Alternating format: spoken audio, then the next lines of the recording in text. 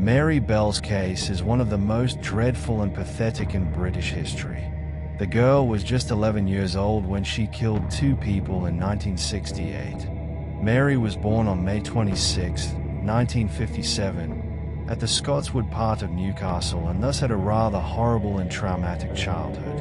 Her mother, Betty Bell, was a prostitute. She witnessed abuse and neglect from a pretty young age.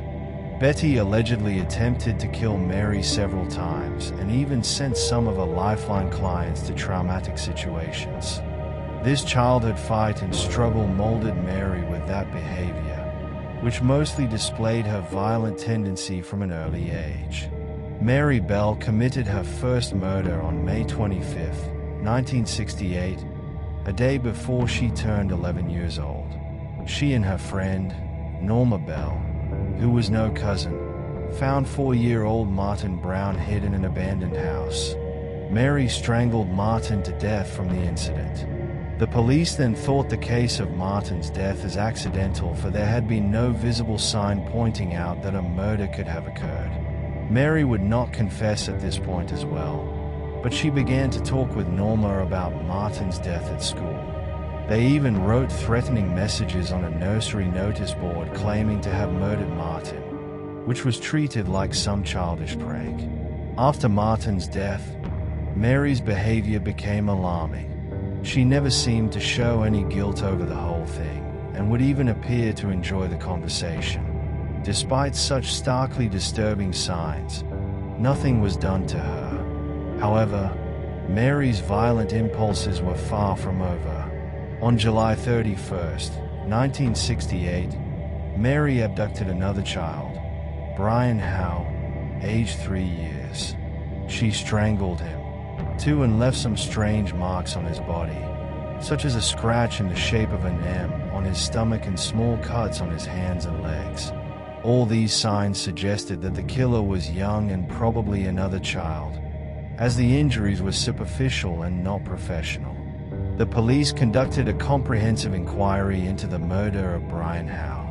When interviewed together with Mary and Norma, Mary's bizarre conduct and knowledge of information no other person except the killer knew made her a suspect.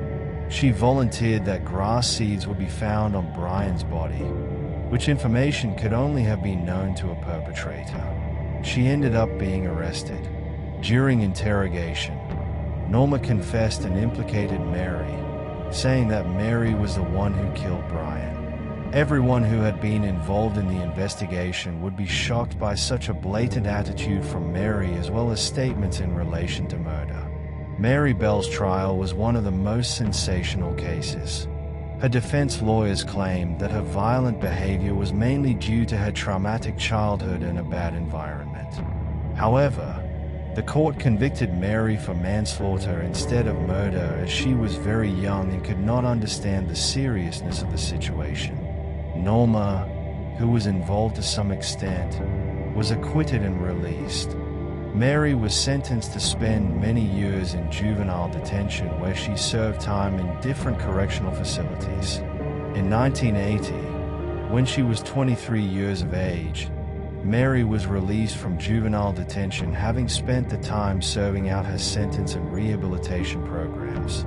When Mary left juvenile detention, her identity was legally anonymized so that she was not identified with the life that she was leaving behind. In 1984, she had a daughter. In 2003, Mary was granted lifelong anonymity, intending that she and her family were protected from public attention. In fact, Mary Bell's case is regarded as one of the most unbelievable cases of juvenile crime and poses several questions upon mental health and the impact of a traumatic upbringing on children and their criminal responsibility.